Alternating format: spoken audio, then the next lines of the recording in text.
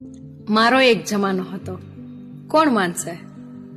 કોઈ નાના એવા પ્રસંગમાં જવાનું થાય કે કોઈ મોટો પ્રસંગ હોય કે આસપાસના વિસ્તારમાંથી અટાણું કરવાનું થાય ત્યારે મારો ઉપયોગ થતો.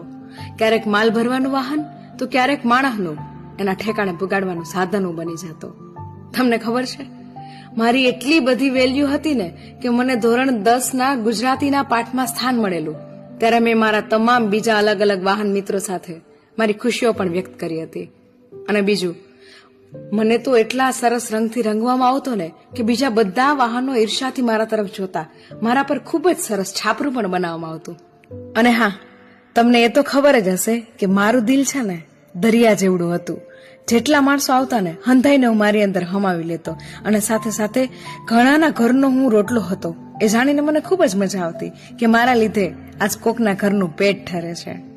પણ અફસોસ, 21મી સદીની ઝડપમાં આજે ડામરના રસ્તા પર હું ક્યાંક મને જ દૂર દૂર સુધી શોધું છું. એ મારો અવાજ સાંભળીને ગામના ટાબરિયાઓ મને જોવા માટે દોટ લગાવતા. પણ આજ મારો અવાજ ભૂલી ચૂકી ક્યાંક કોકને સંભળાય જાય ને તો બધાને તકલીફ થવા માંડે છે. અમીર લોકો તો મને એટલી ધૃણાથી જુએ છે ને ત્યારે મને દુઃખ થાય છે કે પેલા મારી પર બેસવા માટે હરખ ન માતો, પણ આ જમાનામાં મારી પર બેસવામાં પણ બધાને શરમ આવે છે.